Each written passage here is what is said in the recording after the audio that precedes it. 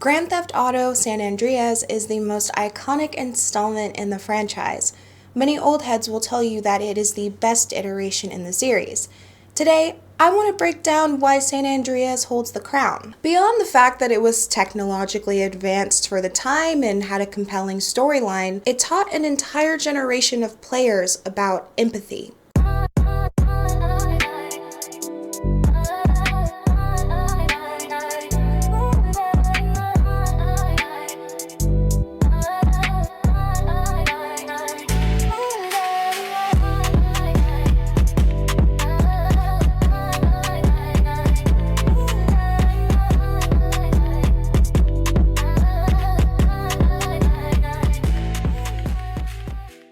C.J. Johnson, born in Los Santos, California, is a member of the Grove Street family gang who comes home from a 5-year hiatus after his mother passed away. Grove Street was thriving, or was at least holding their own against rival gangs before C.J. left, but upon returning, he discovers that they are falling apart.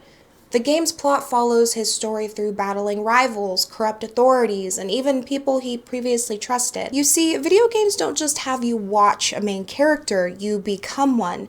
And becoming one that doesn't look like you is more than screen deep. You may think you're playing a video game just to relax and have fun, but over time, you're actually training your brain to care more about people who don't look like you. In fact, there are scientific studies that support this notion. The media controls and is reflective of the culture. We see this through movies, television, and literature. From fashion to slang to mannerisms, as social creatures, we mimic what we see. Some believe that representation doesn't matter. I think that belief has consequences. The harsh truth is that to erase Black characters is to erase empathy for Black people. Carl Johnson doesn't just ask you to sympathize with him. He forces you to walk a mile in his shoes. Grand Theft Auto San Andreas was released in 2004, over 20 years ago. The graphics may seem dated in today's standards, but it was absolutely revolutionary for the time. In fact, every aspect of the game was. The world was massive, an open world with 3 separate cities, making it the most impressive sandbox game at its time. It was the successor of GTA Vice City, another cult classic amongst fans. But RockStar took everything people loved about Vice City and made it better. They were given twice the budget and a bigger team, most notably writers Dan Houser, James Worrell, and DJ Pooh. Now, DJ Pooh was a great influence into how the game was made. In fact, a lot of elements of it were from his own lived experiences. He was able to make the game look and feel like the West Coast, with prominent Black figures like Ice-T and the legendary Samuel L. Jackson, bringing the game to life. DJ Pooh even hired real gang members to be the models for the characters within the game. San Andreas gave familiarity to those who lived in the area and even the broader Black community, but also gave a glimpse of the culture to anyone who played it. You can feel the authenticity of the game, which was a very large contributor to that game's success. CJ returned to Los Santos in 1992, and this timeline is significant. The country, and California especially, was in the thick of the crack epidemic. Starting in the 1980s, this drug started becoming widely available and wreaked havoc on the Black community. It was cheap and strong, a very unfortunate mixture for those who were already struggling with poverty and mental illnesses. For some, it was a way to escape the pain.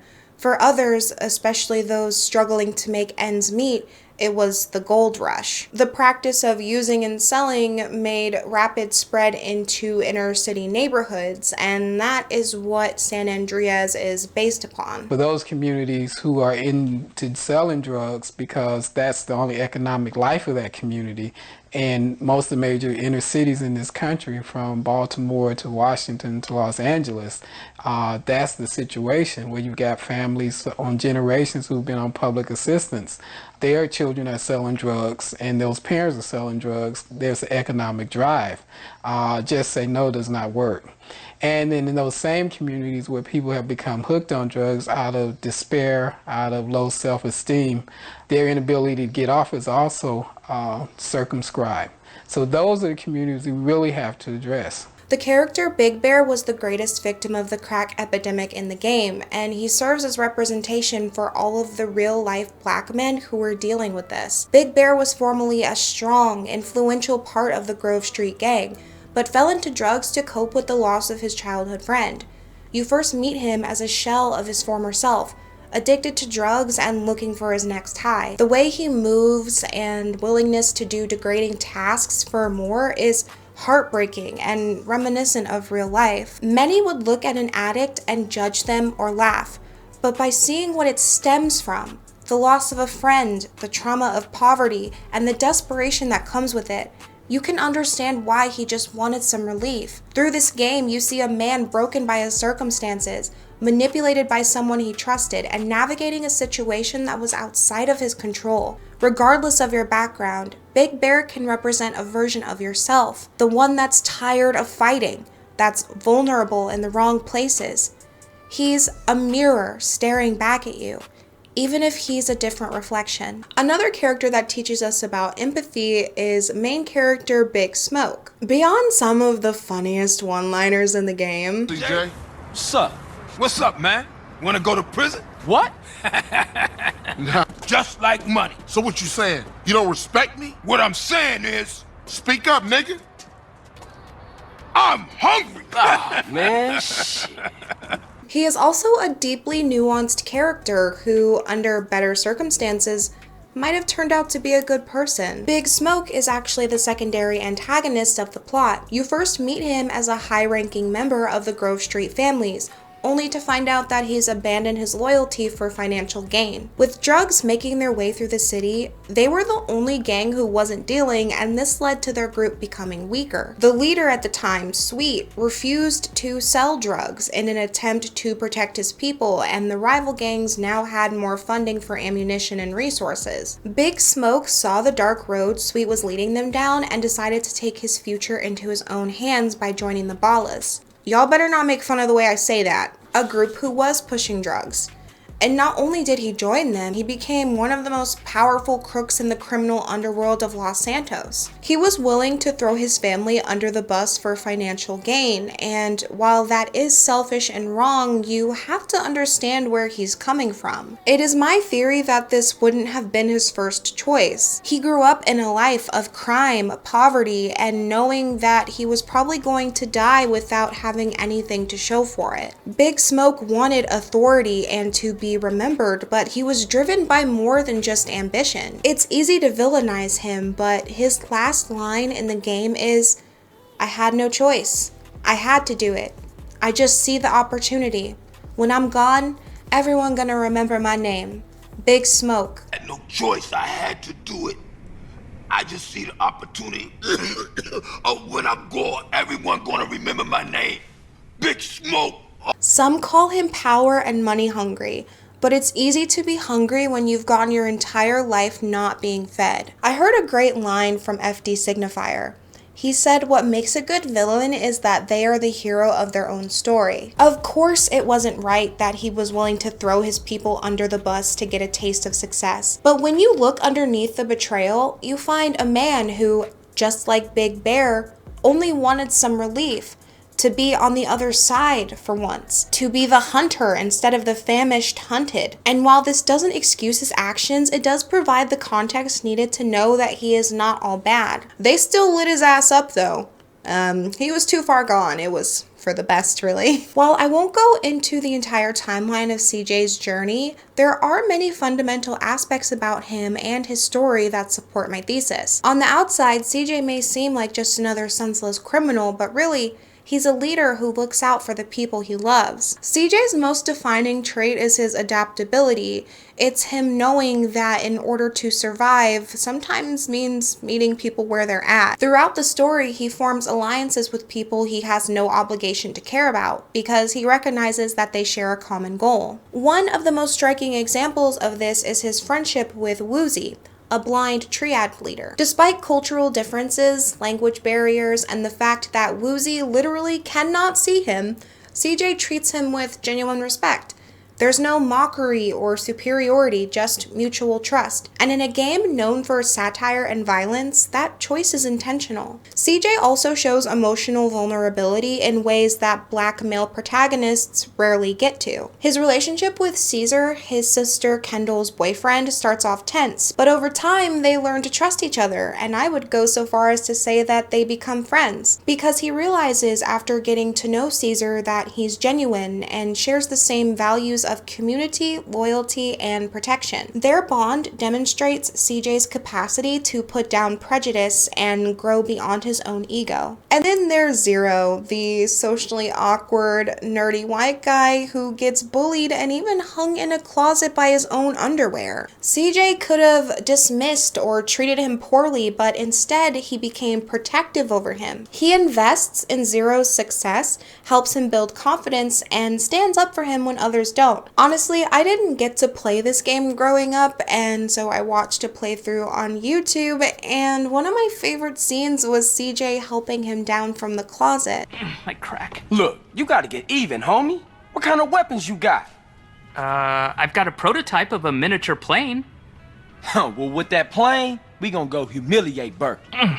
Okay, cool. Man, this is ridiculous. That went right up my crack. Something about those few seconds really speak to CJ as a character. He doesn't use that as an opportunity to make a cheap joke or belittle Zero.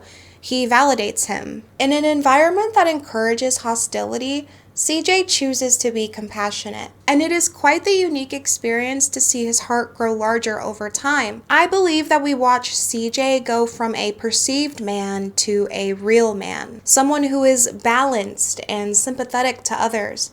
We quite literally watch him encounter people of all different races and backgrounds, and where he is taught that they have nothing in common, he finds a piece of himself in all of them. I don't believe that this was all by coincidence. San Andreas takes place in 1992, and like I've said before, a lot of people praise the 90s for nostalgia reasons, but actually, racial tension was still very prominent. In fact, it runs so deep that I wouldn't even have time to get into it today, so maybe I'll do a deeper analysis some other time. One of the most devastating events that took place in America in the 90s was the Los Angeles riots of 1992, where 4 policemen were recorded brutalizing Rodney King within an inch of his life. Tension was already sky high between African Americans and the police.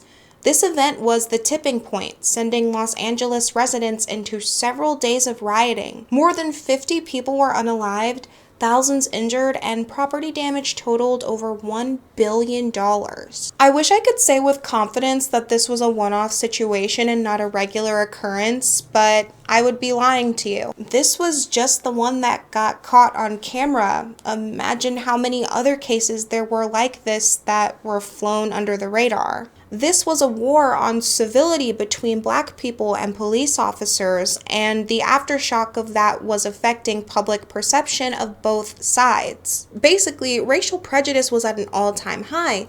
On paper, CJ shouldn't have been friends with these people, and vice versa, but it happened anyway. And the game still makes the presence of crooked police known, while also allowing the duality of operating outside of it. And that's the common theme. Duality. It allows two things to exist at once. Someone can be the victim and the aggressor. People did have prejudice, but also found common ground. I believe that San Andreas went further with a black man as the center than it would have any other race. No one else would have been able to get the details of the culture so accurately, but also it saves the game from morphing into this sort of white savior complex. A white person isn't putting aside their privilege to relate to a black man. A black man is stepping outside of his struggles to meet them where they're at. In the end, CJ defeats his oppressors, gives the Grove Street gang its power back, and does it all without pushing drugs further into Los Santos. He didn't allow his circumstances to turn him into a statistic, and he has not only restored his family, he elevated them. Their lives are now better because of his efforts, giving him the freedom to move outside of survival or obligation. In fact, his last line within the game was, "Fitting to hit the block, see what's happening." Carl, where are you off to now? Finna hit the block. See what's happening. The thing is, when the game first released, fans might have approached the game in good faith from the positive reputation of previous installments, or may have seen the cool cover at GameStop because you had to walk into a store to buy games back in the day, and decided to just try it out. But after it grabbed their attention and they pressed play, they were immediately immersed in a game that had black men as the center of the story. This has had a lasting impact on players because it provides a full context. CJ shares his story with you, and you're proud of him. Empathy is not a feeling, but rather a process through which others' emotional states or situations affect us. Video games differ from other forms of media because what happens to CJ happens to you. If he gets shot, you do too. If he loses, you do too. And if he makes it out of his situation and achieves success, so do you. Over time, you see his experience as your own. CJ isn't just a character, he's a mirror reflecting back at you. This is universal across any video game.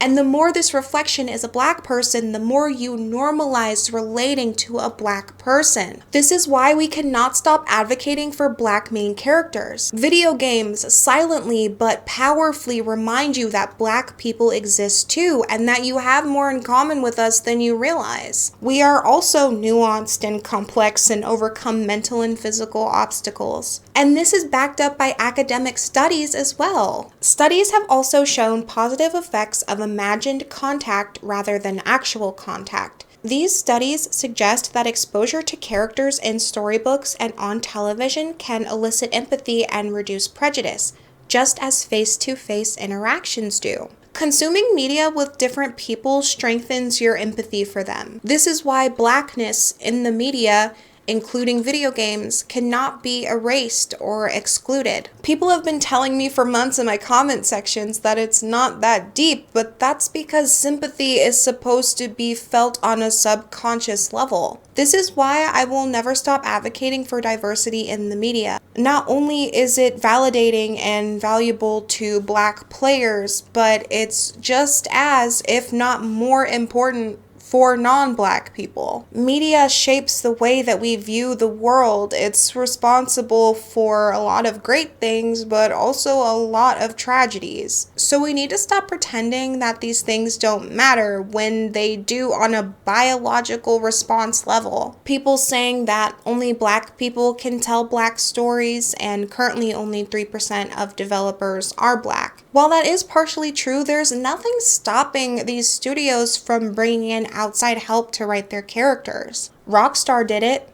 They hired a rapper and former gang member to write their story, and it was brilliant. This was over 20 years ago, so what is their excuse? GTA San Andreas was loud and unapologetic, and that is why the ripple effects of this game are still felt over 20 years later. It was a game that pushed technological boundaries, told a story that other studios could only dream of, and touched the hearts of millions of players. There are many online communities that still discuss and praise this game to this day. CJ is one of the most beloved video game characters of all time. His story fundamentally shaped the lives of so many people. They come back to it to remember their family members that have passed, memories, and heartfelt stories. And it is all thanks to a black man named Carl Johnson. If you'd like more content from me, consider subscribing to me on Patreon. I post Patreon-only videos once a month, and you also get early access to my YouTube videos before they go live. Thank you for watching. I will see you in the next one, and I hope that I did San Andreas and CJ justice. Like I said, I didn't get to play this game growing up. I wish I did, but my dad, who's since passed away, really loved it, so I have fond memories of watching him play sometimes. I would like to think that if he was here, he would think it was pretty cool that I made this video. And you guys as well. Some people said that they really wanted me to talk about CJ, so I hope you enjoyed it. Okay, I'll see you in the next one. Bye.